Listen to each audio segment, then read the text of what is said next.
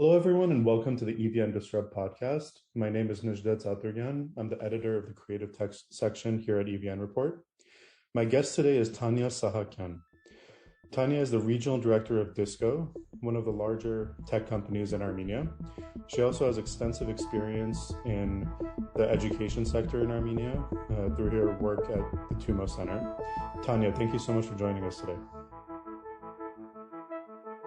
Let's start with a little bit of your background. Can you tell us how you got started in your career and how you ended up in Armenia? Sure. So I actually grew up partly in Europe and partly in the US. I ended up in Armenia the first time at a younger age through a program called Birthright Armenia. And that is how I kept coming back to Armenia. And in 2011, I was visiting Armenia when I was offered the position at Tumo, and I stayed. But it had been a long-term goal of mine, to come over and work from Armenia. Tania, let's start with speaking a little bit about the products that DISQO has and what problems you guys are trying to solve. Can you explain to us what it is that DISQO does? Sure. So DISQO is building a platform that lets product managers, marketers, or any decision makers at an organization understand their customers' experience better. So this lets them make them better decisions around their products or around their advertising. For example, our ad measurement product, it can ask advertisers, or you can help advertisers on the ads that people saw and what they thought about it, or it can track online sales that may have resulted from the ad. And with these solutions, we've, our clients are the biggest market research firms and advertising companies globally, including the biggest media platforms. Some of our clients, for example, are ESPN, Hulu, Washington Post, to name a few.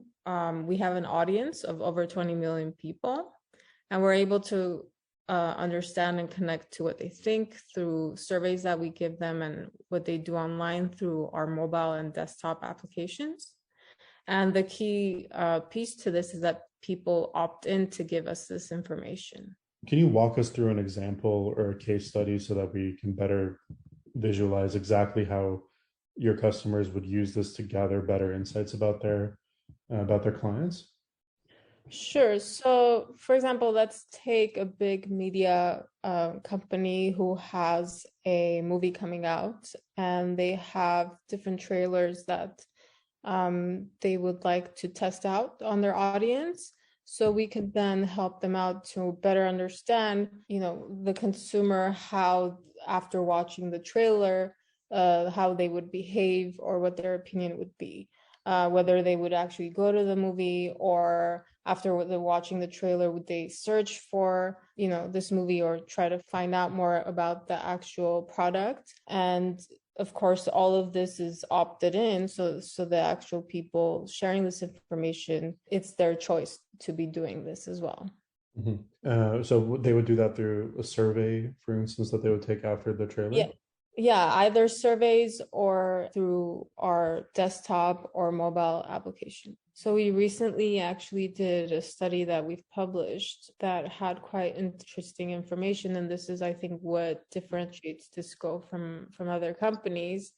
And the fact was that it revealed that more than 50% of people displayed behaviors that were different than the actual, what they said they were going to do. So for example, we focused on the auto, buying industry, and, what people said that they were going to buy ended up being completely different to what they actually ended up doing. When was DISQO founded? DISQO itself, not the office in Armenia. So officially it was founded in 2015 in Glendale, California, by 3 Armenian American founders. Okay. And then you guys opened up your office in Armenia in 2018, 2018. Yeah. Can you tell me a little bit about that story? How was the decision made to open an office in Armenia, and why in Armenia? So by 2018, DISQO had secured its Series A funding of 13.5 million. And the mission was to fuel, to build out the product very quickly. And in order to do this, we needed great engineering talent. And we already had knowledge and a network that talent existed in Armenia. And that's when I was brought into the picture to basically come in and launch the branch in Armenia. So you joined DISQO specifically for this project. Yes. What was some of the challenges with opening up an office in Armenia? Basically, I was asked, it's actually a funny story. Our CEO asked me to join the company, and he said, can you go to Armenia and help us find this key person, which was our director of engineering. And we had a very specific criteria that we were looking for. And also, obviously, we needed office space. And he said, go for 2 weeks, a month maximum, do this and come back. And to which I replied 2 weeks. But, this is how he thinks the impossible is possible. Right. But thankfully, it was a hard ask. And the one thing I did when I first came to town was, just network. And the one great thing about the Armenian tech community is, and what sets it apart is how helpful it is. And it's like a family.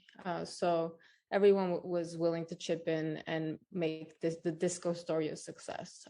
So we were very lucky to hire very quickly in the first 2 months, 25 senior engineers. And I think one of the reasons as well was because we were coming in, it was a transition time when Armenian companies were looking not so much to outsource work, but to actually build products in Armenia. Right. And this was very enticing, I think, for senior engineers specifically, because it gave them that growth opportunity. It was an opportunity to do what they would be doing in Silicon Valley, for example, in Armenia itself, building products for global companies and, world-class products for top-tier clients. Looking back on that experience, is there anything you think that could have made it easier? Is there anything that needs to be improved, both maybe from a legal perspective in Armenia or from just how the tech sector operates in Armenia that would make it easier for more companies like DISQO to open offices in Armenia? Honestly, I can't think of anything because it was, this might sound cliche, but it was a pretty smooth process. Everyone was very supportive, from the community to the government. And we were a pretty big company coming in already, and we hired very quickly. So we weren't able to take much use of the, tax incentives, but maybe that can be looked at for the future to entice more companies to come in. Of course, the talent pool, anywhere, not just in Armenia, is an issue. And this is something we like to focus a lot in Armenia and say it's an Armenia problem, but it is not an Armenia problem. It is a global problem. And that is why companies are opening branches globally. And now in the post-COVID era, it makes it easier to do this. Right. Yeah. So it's been 4 years now since DISQO opened their office in Armenia. How big is your team today? In Armenia specifically? In Armenia specifically, yeah. We're growing so rapidly that it changes daily, but at last count, we were 130 plus in Armenia with 20 interns. 20 interns, yeah. Yeah, we're between 30 to 40% of the global company. Mm-hmm. I always hear from junior engineers in Armenia that access to internships or entry-level positions is so hard to come by at these sort of bigger companies in Armenia. So to hear that there are 20 internship spots at a company like DISQO is exciting. Can you talk about what the process is like for you guys to take on interns? Is it mostly recruiting at universities, or are there other avenues? We made it a mission last year to what we call give back to the community. The first year or two, we were hiring senior talent, and basically we were getting all the talent, and we decided it's time for us to cultivate some talent and give back. So we decided to start with one training internship program, and by the end of the year, we had 8 of them. We had trained over 200 people, including veterans. And as I mentioned, we had taken on 25 interns, and we've already hired a few of them. The programs are different. We've done everything from product management to Java to QA, DevOps, and now we're looking into data and data engineering. And, each one has specific criteria. Some of them have prerequisites. Some of them don't. For example, for veterans, we've made it with no prerequisites because we want to be, that opportunity for them to get into the industry. So it depends. Mm-hmm. So when you say veterans, you're speaking about veterans of the war in 2020. How many veterans have gone through your programs? Yes, so we've had specifically, and this was in partnership with the UIT. Each program that we've done, we've partnered with different educational institutions or organizations on the ground. And the veterans one was through the UIT.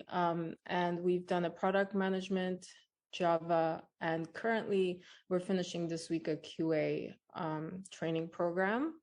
These are all specifically for veterans? Yes, these are specifically for veterans or family members of veterans. How many of them have gone on to take on roles in either at DISQO or just in industry in general?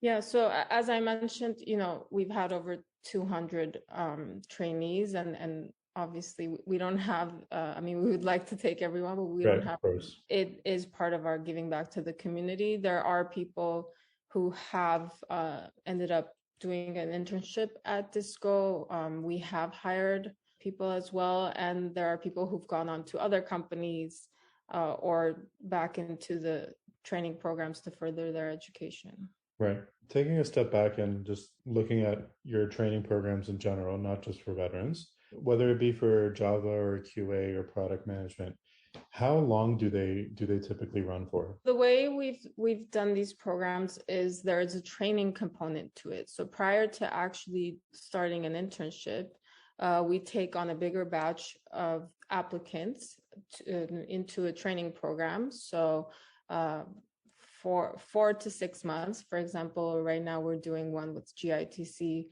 in JavaScript, where it's a 6-month intensive training program. And after the program, towards the end, there is a selection process and an application process for them to basically interview to become interns. So out of, let's say, the 50 people who were in the training program, there are select spots open for them to then compete for those internships. Yeah. When you say GITC, do you mean the center in Gyumri?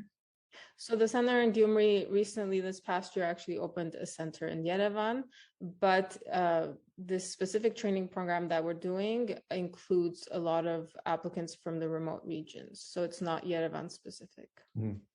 And can they work remotely from the regions of Armenia, or? Yes, in fact, we have an interesting story of, we had an applicant from Artsakh who actually at the time when he applied was still in the hospital. So he actually did the training program, through his rehab, from Artsakh remotely. Yeah. Oh, very cool. What do you think about this general model that companies, especially in Armenia, I've noticed take that they provide these training programs as a way of really ensuring that the talent pool in Armenia is growing so that they themselves have access to more talent? Do you think this is something that is an effective way of tackling the issue of having enough talent for this sector, or is it kind of a crutch? Do more things need to be happening at the university level?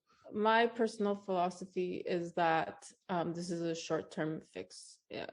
Every company is focusing on their specific needs, and let's fix it for the next year or two down the line. But looking into long-term vision and how to fix this issue, we definitely there is a vacuum, there is a problem that we're trying to fix. So we need to, I think, come to a more united way of doing this, and a bigger scale of looking long-term how we can fix this issue. Yeah. Is DISQO, or maybe yourself through some of your other efforts in the past, have been involved in things at the university level or the education system level, or no? We have personally not worked with universities per se. We have had one of our data science internships. We most of our applicants, we work with the AUA program. But other than that, we haven't had much contact with the universities, unfortunately. I'm curious what your thinking is when you say that this is a short-term fix.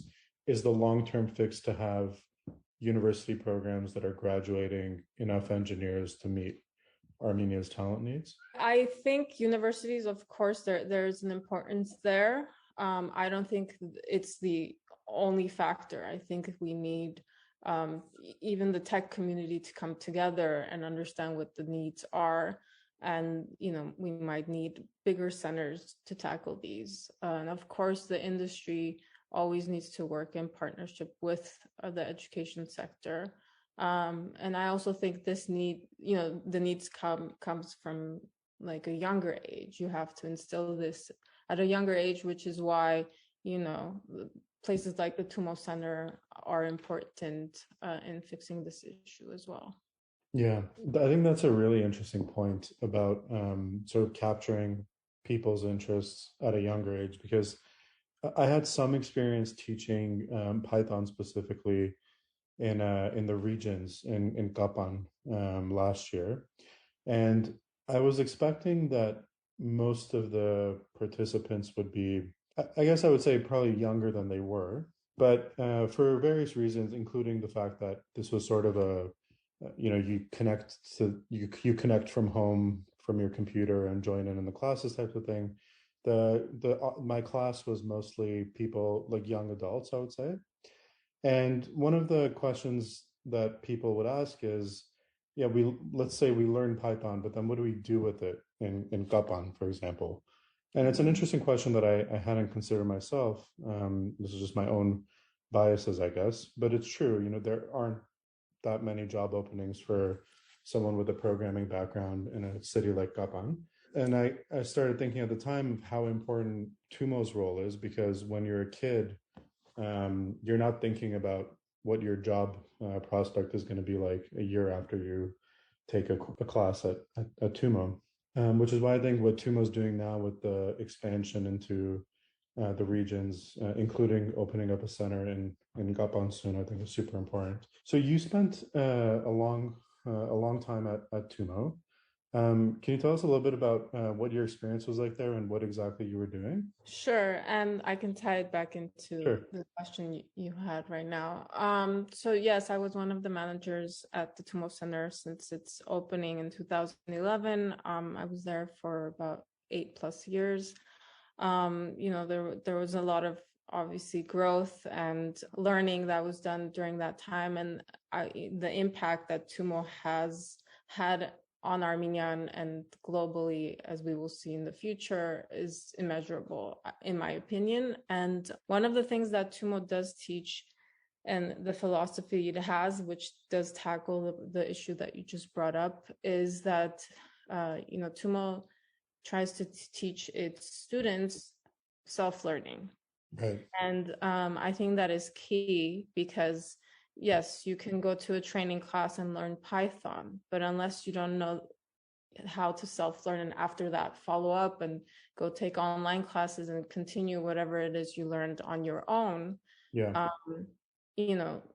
everything's going to be limited. And I disagree that a kid from Gapan can't find a job, because we all know in our post-COVID world, everything is done remotely. And as I mentioned in our training program, we had a trainee in Artsakh, from doing the training from the hospital. So, where there's a will, there's a way, and it all comes down to learning how to learn, So, yeah, especially in this field, with how fast things change. Constantly being able to keep up with the field and learning the new things that are required is super important. And speaking about remote work possibilities, after Kapan, I spent some time in Gorgis. And in Gorgis, a few months before I had arrived, was the Formula Gorgis conference that was organized by the crowdfunding Formula. And one thing that I kept hearing from people, from locals in Gorgas that have participated in the conference, was that the idea of remote work, the idea that you can go on a site like Upwork, and if you learn something like, let's say, digital marketing, you can provide your services on a platform like Upwork, or find a remote job. It was something that was being presented to them really for the first time, through like a conference and something in the city. And I think it's important that we really like spread this idea and show the possibilities there are in this sort of new world post COVID, but even before COVID, there were opportunities like that. I just wanted to add that it is a fact that now local companies in Armenia, Yeah. for example, we're not just competing locally at this point. Right. We're competing in a global sense because a lot of people are taking on these remote jobs. Yeah. And you can also see this with the influx of recent visitors or immigrants to Armenia. Yeah. And the talent pool has definitely become global. Let's go back to DISQO for a moment. So DISQO is one of a few companies now that have been founded by Armenians abroad and then have expanded into Armenia. I'm curious what the cultural impact of these companies are on the tech sector in Armenia. So when you guys were coming in 2018, Armenia's tech sector was already certainly there. But what we've seen over the last 2 years, I think, has really accelerated the growth of the sector. What do you think the biggest impact that these California-based companies moving to Armenia? What is the biggest impact that they have? A bit of a broad question. You can answer it.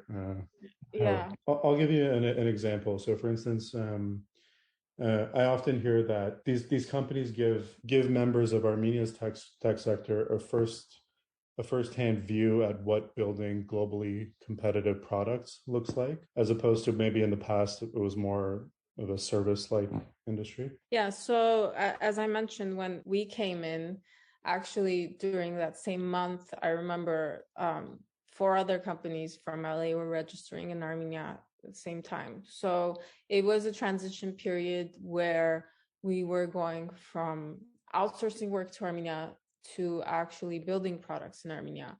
And I think this was one of the major enticing points for DISQO, because one of our main products was built by engineers in Armenia, and so it's a global product. And this transitioned later to then what we see now, which is local companies are building now for the global market. And so we're out of that Armenia bubble now into a more global stage. Right. Okay. And Tania, we can close on this question. Where would you like to see both DISQO and DISQO's presence in Armenia be in the 5-year timeframe? Well, DISQO is growing in a very rapid pace. This week, we just announced we acquired a new company as well, Feedback Loop. We have offices now in New York as well. We're a global company. And I honestly just see us growing. We've had to do construction now for the 3rd year in a row because we're expanding so quickly.